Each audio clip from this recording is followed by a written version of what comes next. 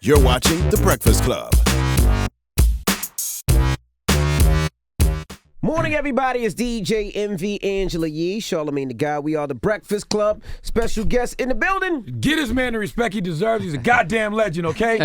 Drop one of Clues bombs for Old Dog and Menace. Okay. Anthony Curtis and Dead Presidents. Okay. Frankie Lyman. Darius Love Hall and Love Jones. Larenz Tate is here, goddammit. Man, Wow. You got classics, bro. That's an official introduction. I gotta say, I appreciate y'all allowing me to come on the show. I've been waiting to come to y'all's show, man. I know Really? you got to be a big time celebrity to be up stop in here. it. You got Stop to it be now. big time. We've been wanting and you I to was come like, up here. listen, You got is it- classics, bro. Yeah, You got some appreciate classics it. out there. Well, I appreciate y'all. I remember man. a long time ago I interviewed Lauren London and I was like, what's your ideal guy?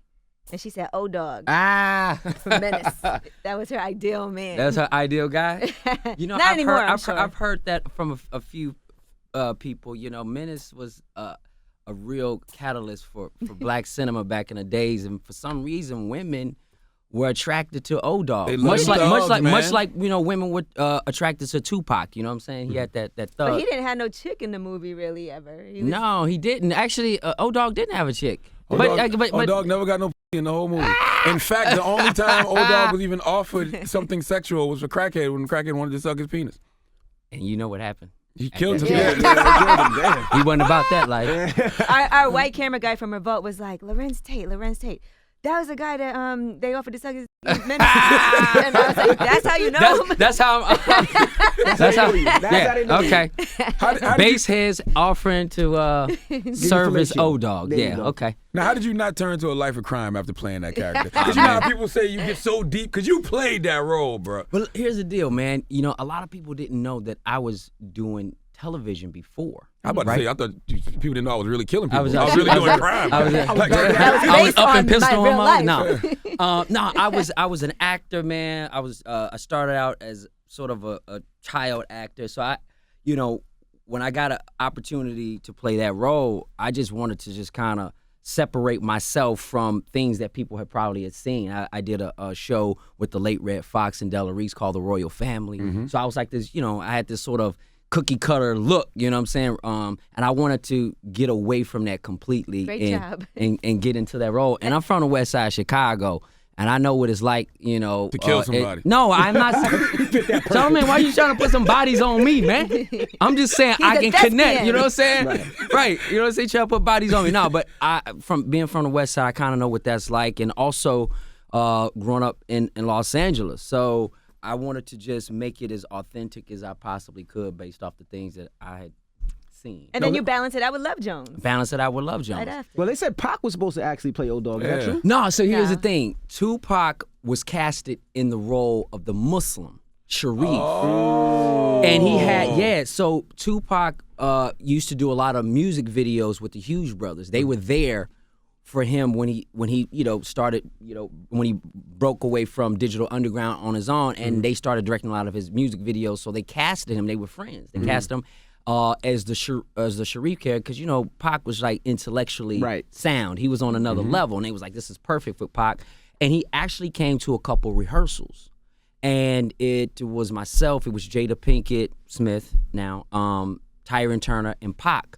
And we'd have, you know, a couple sessions of rehearsal, but Pac had some issues with the script. And I guess at some point, he and the Hughes brothers just got into a real, you know, tiff. They got into a riff. Actually, at one of the rehearsals, they was like, "Yo, step into my office." So Pac was like, "What?" They shot five. Yeah, they was like, had 5 "Yo, come." minutes? They was like, "Come in my office." And he stepped up, he jumped up, went in there, and they kind of had a bunch of words. And then they came out, and it seemed like it was okay. Right. And then They actually did fight, though. Pac did assault them. yes, they did get into it, and the story is like they were gonna do the Spice One music video. They was gonna direct the Spice One music video. I was on my way to that video shoot, but I couldn't find it. At the end of the day, I understand that Pac showed up with a bunch of cats, man, and they jumped on them and whatever. Larenz thought you couldn't find it. Pac told him, Pac said, I'm setting it off on him tomorrow. I was looking for it. But but and it's interesting because after the movie had came out, I ran into Tupac, and we were at this club in L.A., and I saw him. He was across the room when he came in, And he came up to me and he was like, yo, man, I know we had our thing with the Hughes brothers, but what's up? Are me and you cool? I said, man, yo, y'all handle y'all own business, man. I'm my own man. You know, y'all that's y'all own history. And he was like, yeah. So he gave love, dapped it up. And I was like, yo, man, we need to actually do some work together, man. And I was really, you know, obviously hurt that, he died, because I felt like we could have did something really special, monumental. That would have never been right, though. He couldn't play Bishop and Old Dog. Like, Right. Even when they said that, I'm like, that wouldn't have been right. Listen, man, when he played Bishop and I came out of Juice, man, I was on fire. I was like, yo, Tupac is everything. Right. I was just Absolutely. like, so I was a big fan. So to have him in the room with us, man, I had the little nervous jitters and stuff, because this was my first film. Right. And I was 17 years old. And to see Tupac, it was like larger than life. And after, like I said, after the movie, I had done a couple other things, and we talked about trying to find something to do, but obviously. By the way, you still look 17. Right, don't What that? look You a vegan? Plant-based diet? Yeah, I do a little plant-based, man. You know what I'm saying? Come on, man. I knew Charlamagne was gonna say something. He's trying to expose me, man. No, yeah, I I like can't tell it. all my secrets, bro. You look 17. I'm like, But dude. thank you, bro. Nah, I try to keep the vegetables in my life, man. I've been doing a plant-based regimen for a few years now, man. Yeah. Because I'm like, damn, Old Dog went away for a long time, came home preserved. Now, when you did Why Do Fools Fall in Love, did you ever flirt with the idea of, hey, I kind of want to do music now? You know what? I have two brothers, Lamar and Laron, and my mother and father, when they took us from Chicago, we went to L.A. and we got in performing arts school. And one of the things was music. So I kind of always had the love of music, but it wasn't one of those things that I really gravitated to. And when I did Why Do Fools Fall in Love, I didn't necessarily wanted to do music after that. I just really had a better appreciation for all the stuff that came before the music of my era. That doo-wop era and all the music of then. I just had a great appreciation for it. We got a young lady that works here. She's standing right there. Her name's Fun Size. Fun size. She I said, thought it was pint size. Yes, Fun size. Fun size. She said she hated you after you dropped that dog out the window Yeah, and Why Do Fools Fall in Love. I was defending you. I was like, actually, the dog bit his hand. See, You know what I'm he saying? did. The dog, actually, that's the first time somebody say that. Because here's the thing. When I do things in movies, people really Think you hold did it? me Believe it. accountable. I wondered that. Did you get backlash for that, like from dog organizations? Well, not necessarily, but women was like pint size over there, fun size. Pint size. Pint size or fun size? What is it? Fun Size. Fun size. I'm sorry, okay. fun size. No, but everybody's like, I couldn't stand. Why'd you throw the dog out? And I was like, I didn't throw the dog. Yeah. The dog bit Frankie Lyman Yes. on the hand, and he dropped that joint. I mean, at the So time. people didn't have a problem with you having 3 different wives or anything like that? I could have That- as that many was wives, fine. and I could, turn up and do Don't all drop that. the dog. Frankie was doing drugs and shooting up. Don't kill the dog. Damn your life. Smash all the women. Don't drop the dog. As a young man, I love that movie because I've always thought polygamy would be a good practice to bring into the United States. So when I saw you with Vivica Fox, Halle Berry, and what was her name? Leela Rashawn. Oh my God. Leela Rashawn. Yeah, that was a joy, man. That was an amazing experience because, the movie at the time wasn't as well received as it is, today. People have kind of made that a little bit of a classic. Which but- most of your movies are, by the way. Yeah, I'm like, are they? You made some before- pretty great I'm like, decisions. are they before their time? Because but the point is they stand the test of time, and to be able to be in that movie with those women who were really doing well at that time in their career was amazing, and for that story actually happened where a guy, was the Michael Jackson of his era before Michael Jackson, and to have the kind of lifestyle that he lived. He actually married all these women. Yeah. And, he died at like 26, 27 over a drug overdose. And Maybe probably polygamy's vagina, not such too. a great idea. Probably vagina too, having to sleep with 3 different women all the time. Who all would you the say time. you had the most chemistry with on screen, like that you've acted with? In that movie or just Or in movie? general, Oh, 'cause I'm about to say, 'cause any he had of your 3 to choose from in co-stars. that movie. That's Who would tough. you say, That's tough. I'm with Nia Long. Oh, yeah. Hey, girl, can I be your slave? Say, baby. Say, baby, can I be your slave? You can tell Charlamagne has tried that line plenty of times. Come on now. Those You lines. didn't put that- Have you What? tried that? Have you tried that What? on I others? tried it. Have I? I've got to admit, girl, you're the girl, and I'm digging you like a grave. He actually got it. I got told Love you Jones he on tried. DVD. Yo, at one time when we first started working here, Charlamagne used to write poetry, right? Oh, word. And Well, no, he did not really used to write poetry. He used to take other people's he used to Google poetry. it. Maya Angelou quote. And he used to send it to girls, and they used to be like, "Oh my gosh, it's so deep." He's so And he deep. would just Google it He's every heavy. morning. Okay. And he would send it to several different people, the same quote. The same quote. They would fall for it. Absolutely. That was the old me. My That's the wife loves Love Jones. Okay. And she had He wants to clarify Yeah, clarify. that was My back wife- then. Yes, that was back then. Today is a different story. Yes. Right. Did you give her any poetry when you met her? I tried because we watched Love Jones back in the day when it like came out. Because right. she's been with me since high school. Okay. So it's like I tried, but like some of the lines that y'all used then, they got a little corny as you got older. Like when you the whole trying to be the funk on your left thigh. Yes, I want to be the blues in your blues in your left thigh, trying to be the funk in your right. I don't want no funk near my vagina. You know what I'm saying? I don't want that. You know, I never thought about it that way. Now that you point that out, but hopefully it doesn't, mess things up for those who love that poem. Do you remember the poem? You remember Nina's Prayer?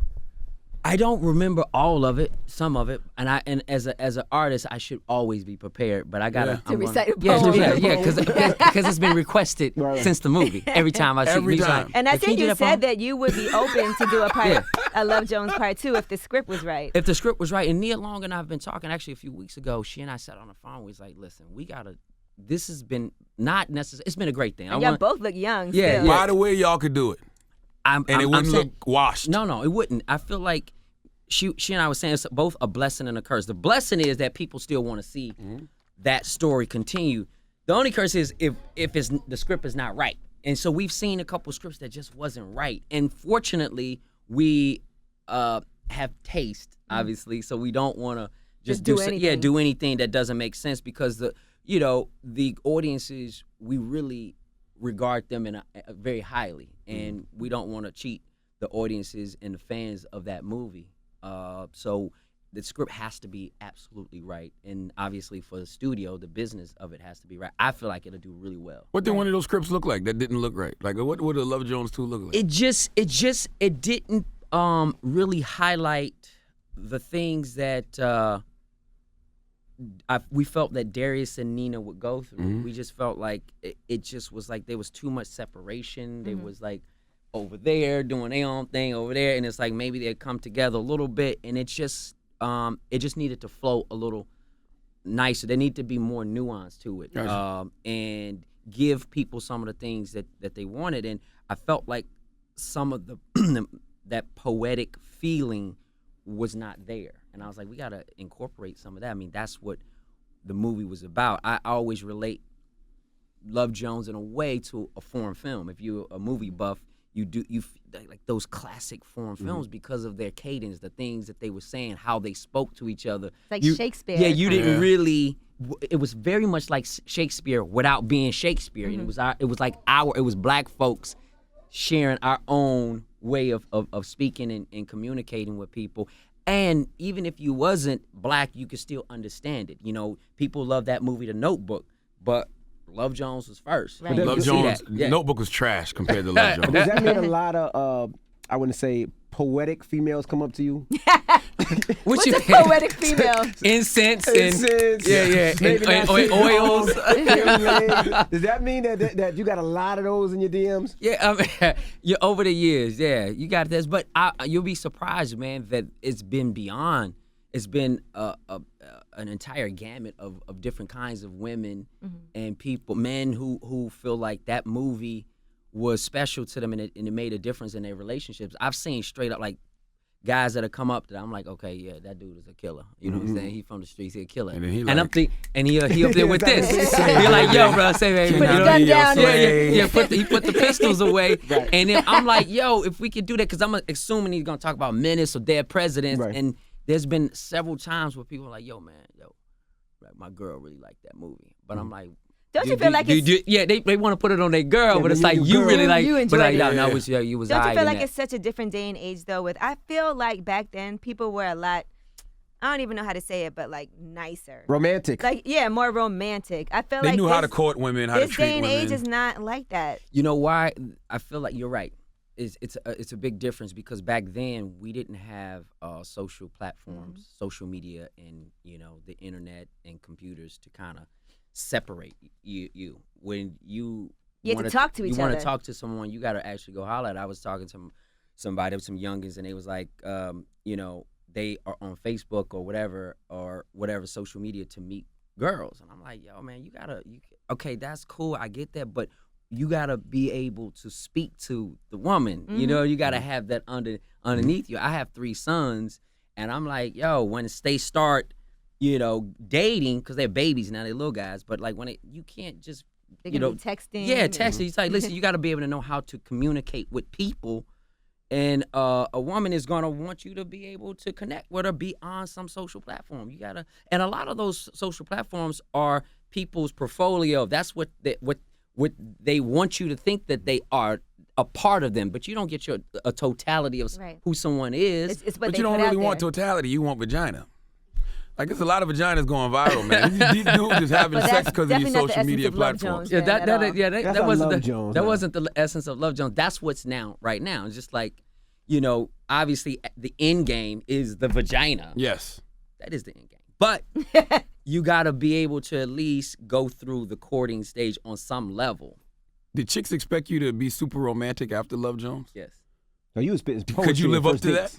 It was hard at first. Yeah, it was like hard because I was like, okay, once again, they would say, can you do the poem? And I'm like, oh, y'all want there. You don't really want me. You know what I'm saying? I could be whoever you want me to be. I want to try to thug it a little bit. You want a little, okay, I get it. Do the poem and then go outside and shoot somebody. Yeah. So it was a combination. So I didn't know if they wanted. Oh, I said, okay, I get it. So you have to start weeding, the females out from that perspective. But yeah, it was one of those things like hard to live up to. But I never tried. I never wanted to live up to the characters that I played. As a actor or artist, I'm able to shed that. I see a lot of times when, with musicians, I see how musicians are like, or people in the hip hop world, there's a certain persona that they have. And, I'm not saying that it's not true, but that's not completely who they are 100%. But they have to, you kind of box yourself in. Mm-hmm. You have to be 3-dimensional. Yeah, and for me, I can shed it. I can go, That's real. People can sit and talk to me. We can talk about Love Jones. We can talk about Menace. We can talk about dead presidents. And, we can talk about your new show that you have coming, premiering April 12th. I love that segue. It's called Game of Silence. Why not? I'm doing a new TV series for NBC. It's called Game of Silence. It's a 1-hour drama. And it's about a group of childhood friends who resurface in each other's lives after 25 years when a deep, dark secret resurfaces. Who's gay? From their past. Why is that? Listen. The secret, the secret, The secret is what? Well, here's the deal. They were in a youth detention center when they were kids, and some real heinous things happened to them. Heinous things. Not heinous. He said heinous. Oh, heinous. Okay. The word heinous. Gotcha. Some torture this happened reminds me of a movie. So they have to right the wrongs of their past, and as adults, that past shows up, and they're like, yo, we might want to set it off and get some revenge. But you have one guy who's a lawyer is like, nah, we got to stick with the law. Let's try to do it, the legal way. You have another guy who's like, I just want to go at it. Where I'm the friend who is saying, listen, whatever we do, we can do it together. Unity is an important thing to this guy. And he's like, we can do a little bit of that legal stuff and maybe about justice, legal, but we got to do a lot of it on our own because, what they did wasn't cool. And we got to face this, we can't continue to go another 25 years. And so he's sort of the forward thinker. He's the sort of glue in the jail of the crew. And, it's nicely balanced. It has corruption. It has love. It has all those things, but I like how it's nicely balanced with nuance, with friendship, and things that I think are important for a show. And even though it's on NBC, I like the fact that it feels like cable. I tend to do cable shows. I was on a show, Rescue Me, which was a cable show. I played a fireman here in New York. I also was on a House of Lies with Don Cheadle. Right. I like things that don't inhibit you. I like things that don't put you in a box. And NBC jumped out there, and they wanted to, touch on issues that typically you don't see in prime time. And thank God for Empire, because ever since Empire, it seems like they're putting a lot of black faces on TV now, yeah, on network. It's time. Yeah. Is it harder to get films now though?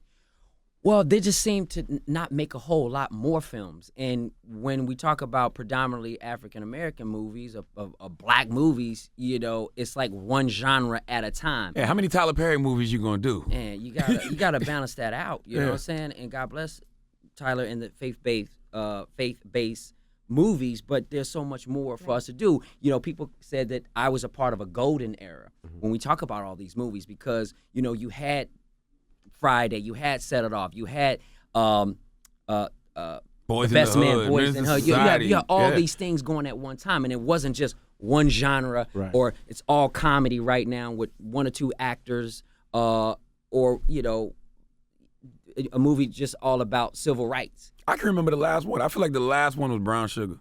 Yeah, Brown Sugar was a very good movie. Classic. Very good movie.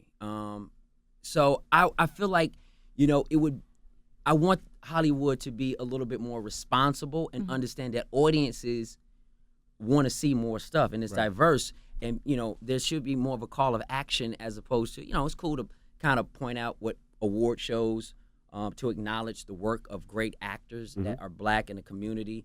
But it's also like we got to hold Hollywood responsible in a sense that the people who are making the decisions, there needs to be diversity there in the boardrooms. You That's know what I I mean? always say. That's where it's, to me, it's like in the boardrooms, we need to see some differences, gender, age, race. They will then be able to say, hey, I think that movie would work because I understand it and I know coming from, you know, the audience and knowing what moviegoers want to see, this is something we should do. And it's commerce. At the end of the day, they got to make money.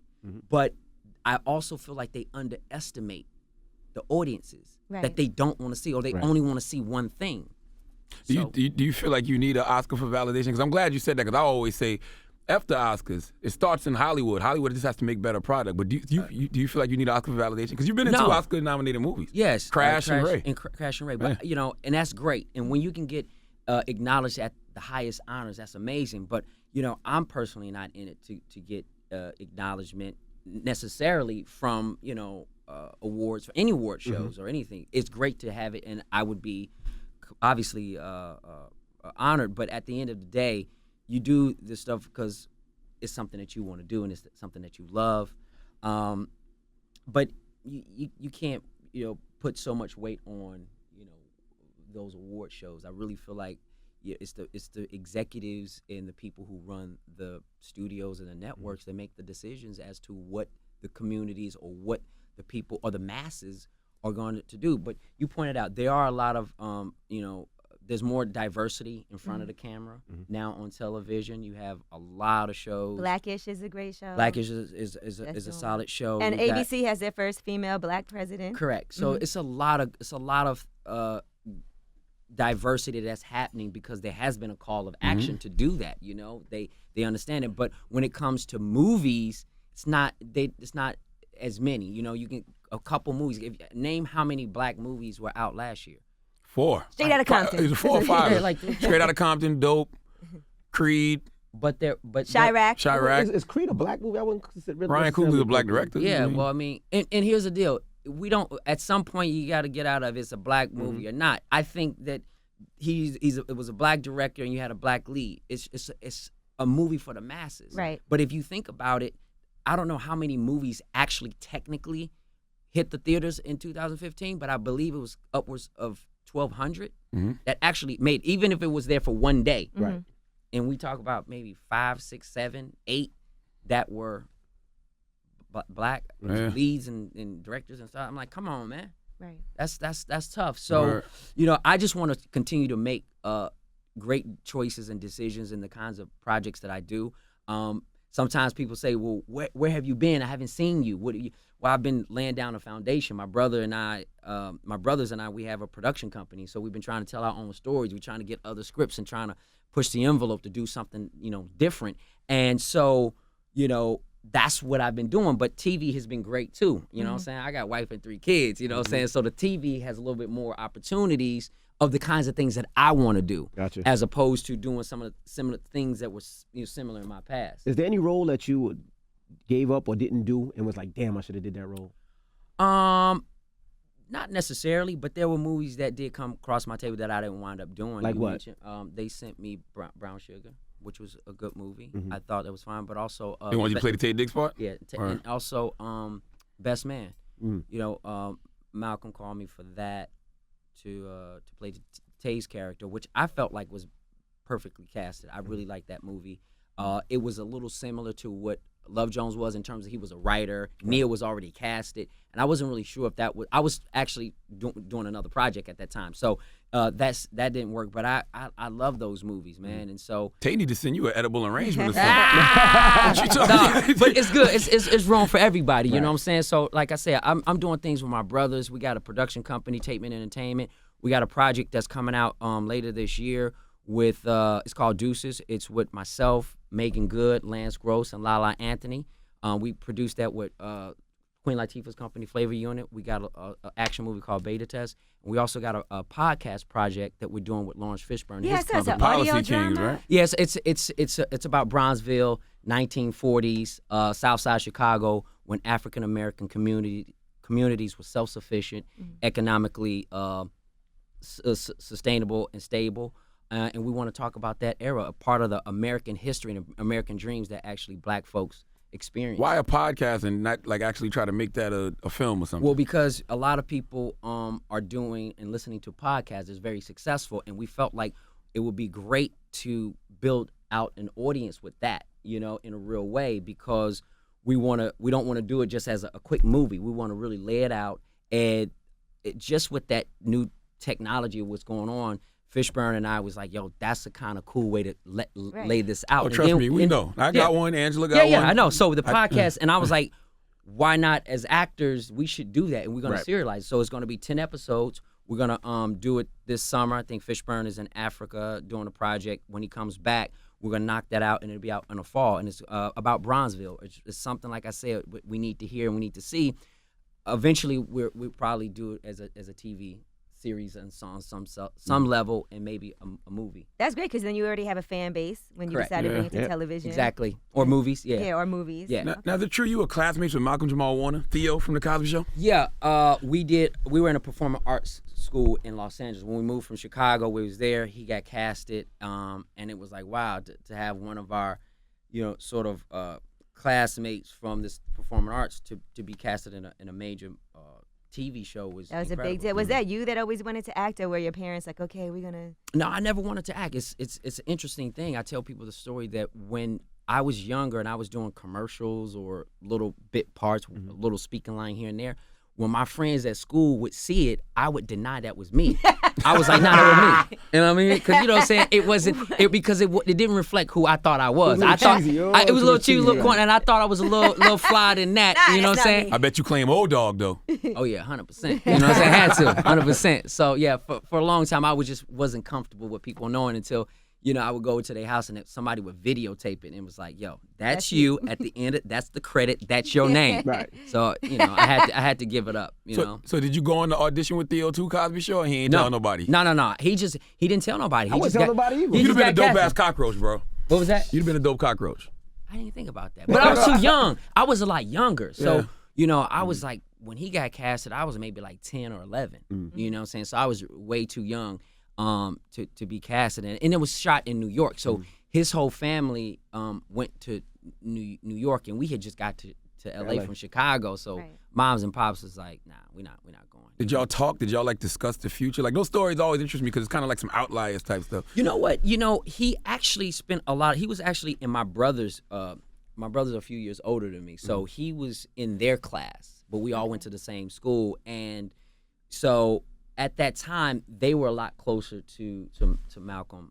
Years later, obviously, while he was doing it, he would come back to LA. At that time, his agent is the person that actually signed me and my brothers. Oh, nice. And it's funny because she wanted to sign my older two brothers. They were older and I was young, but my father was like, you're going to either take all of them or take none of them. Really? And so she's like, all right, we'll take the You were the gimme. That's not like the African slave trade. Like, yeah, just take them all. Basically, no. Did your parents move to LA no, with they the moved, yeah. intention No. for you to act? No, my father was going to school and finishing up, some of his degrees. Mm-hmm. He's just like a degree kind of guy. And so my mother said, we go to the West Coast with your pops, and then Chicago was kind of changing at that time, and we wanted to kind of do something different. I guess they wanted us to have a different experience, but little did we know it was palm trees and nice grass and lawns, but cats coming out with pistols. We moved from one inner city to LA to another. Yeah, so I was like, oh, okay, this is what they doing out here. But we had no intentions of being in the business as actors. Mm-hmm. It just sort of came about. And I gotta thank my mother and father. I always remember them telling me school was really important to us in a household. And when either my reading would drop or my math grades would drop or anything, my father would be like, listen, man, we taking you out of this. My brothers too. Y'all not doing this. And that was really important to me because I was like, they were on you. Yeah, he was like, you got to get this up because my father's been in the education field for a long time. So, that was a big thing to him, and it's a big thing in my household. You've been married for a long time. Was it difficult settling down, being that you was like a heartthrob out here in these streets? I wouldn't say it was a difficult time, but it was obviously a transition. Yeah. You know what I mean? And I felt How did you stop hoeing? I was never hoeing. You know what I'm saying? It was more or less, I just wanted to be able to find somebody that was more compatible with me and really want to be able to rock with me up and down. You know what I'm saying? Stability in a real way. Right. And being in the industry that I'm in, I was very selfish. And as actors, it's about me. And when you enter a relationship, it is compatibility. And that was more of a transition for me to be like, okay, somebody else is in this. Somebody else matters. Yeah, somebody else matters except myself. And so that is something that I had to learn for. Was there anything you looked for? Like, damn, I've been with her all this time and she ain't never asked me to recite a poem. She the one. She didn't. Word. See? And she she never talked about marriage. Not once. Really? Wow. Yeah, she never talked about marriage, and that was kind of cool. I was like, okay, she's smart. She playing it. Right? Obviously, she'll see this and be like, what? But no, she didn't. She had her own career. Yeah, she was. My wife actually was a choreographer, dancer, and she toured with a lot of people. But it's interesting. She was the woman that was always bringing like little cakes and goodies and stuff. So once she stopped traveling and doing all that, she wanted to focus on her dessert business. So she now has a dessert catering business. Oh, that's and nice. So she does crazy cake. She makes like crazy whatever. If you want a Ferrari car, she gonna make it Ferrari, but it got chocolate or red velvet. Cupcakes as wheels. Cupcakes as well. She does all kinds of cool stuff, man. So amazing that you never got fat. Then. No, I try to stay away from that stuff, and she's doing. I'm like, yo, listen. This is your thing because I will go crazy. So some dessert. Yeah, and I'm a chocolate cake dude all the way down, but she makes a red velvet. That's pretty amazing. Now the other day, Charlamagne started a GoFundMe. GoFundMe for what? What for Gina. For Tisha Campbell Martin. And Dwayne Martin. They just recently filed bankruptcy. They're in debt $15 million. And I'm the type of person that people who contributed to my life, contributed to my culture. I want to see her get a little cash in her pocket, so we started a GoFundMe for her. We're up to like $700. But what we're doing is, I just want $10 for every episode of Martin she appeared on. So it's like 1,000.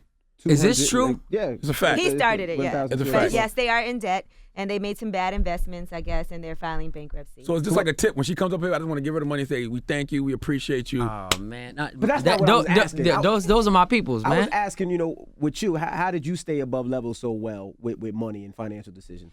Well, man.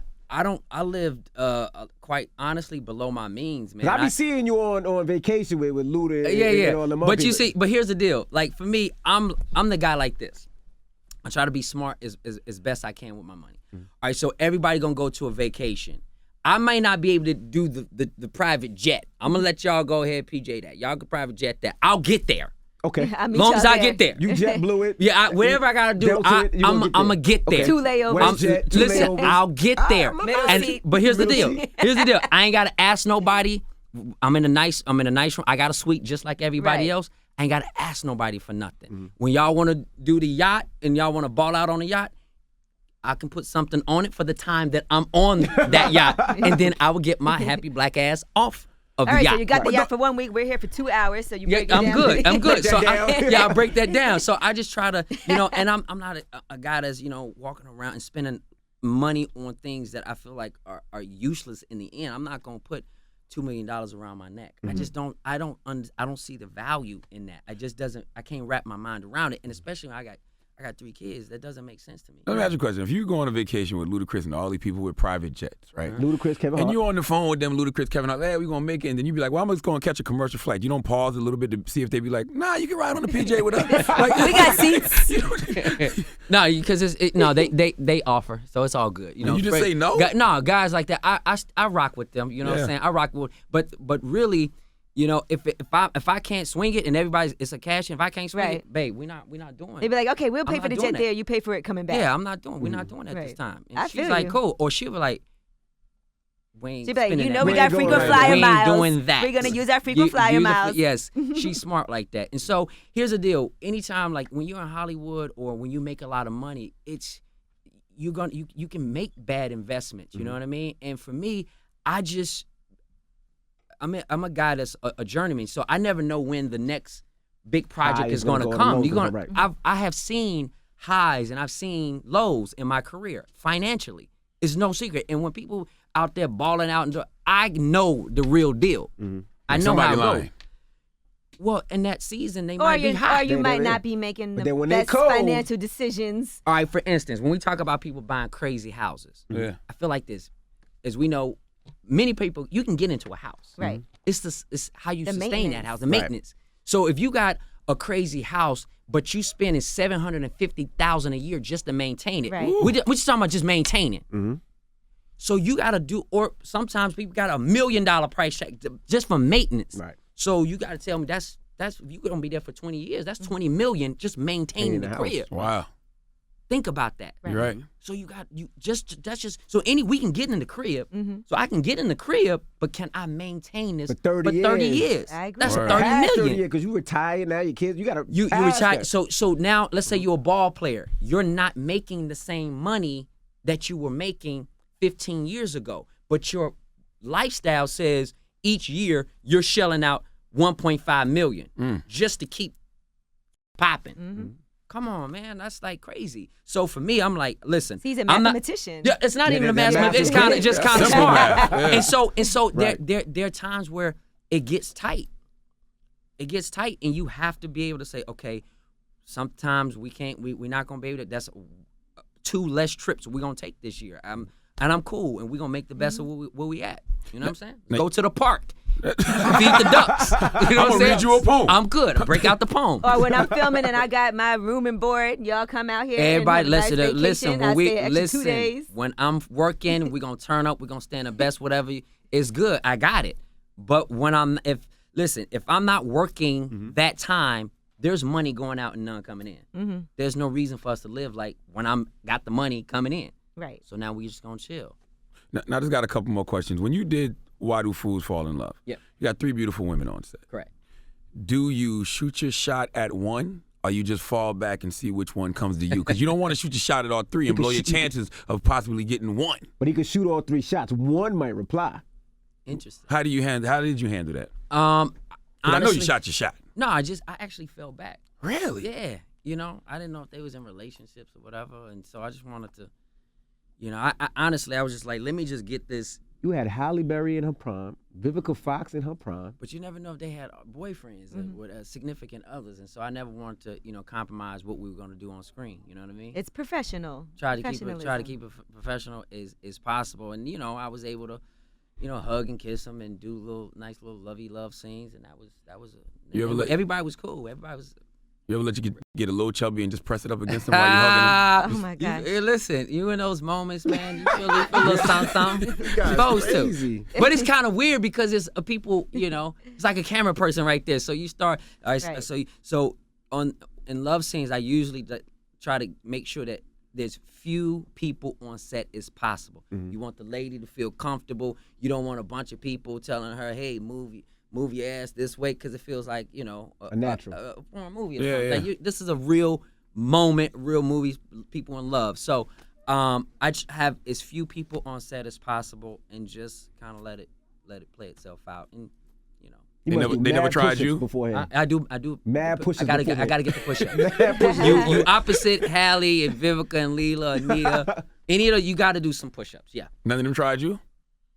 They kept it cool. I'm sure people tried you, but you're not gonna. Yeah, you wouldn't tell them tell anyway. He's a gentleman. people's business. Everybody kept it professional. Believe it or not. Now, you played Quincy Jones Yes. as well. Did you ever sit with Quincy in preparation for the role? I did. I was fortunate to sit with Quincy, and I gotta say that Quincy was a part of the inspiration because Quincy's mind is incredible. He remembers everything. I met Quincy when they were doing.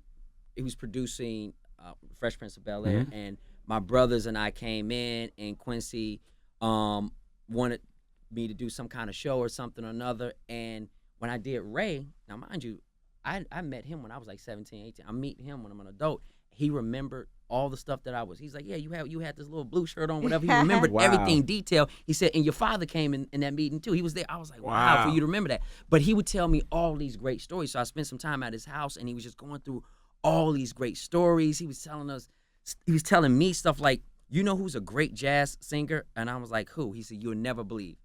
The actor Joe Pesci. I said, really? I'm like, what do you mean? He's like, incredible voice. Play some stuff from it. And just talking about his experience with Ray and all this incredible stuff. And he told me, he says, man, anytime you go to a country, eat the food there. Just try some different foods, pick up a little bit of the languages, travel. Don't sit in your hotel and just, order up, room service. Try to get out there and touch the people and experience. And, he obviously had his great family and right. But it was a beautiful thing just to kind of talk to him. But he had said, "Yo, do you know about the there's a family called the Jones family?" I said, "No." He said, "Southside Chicago."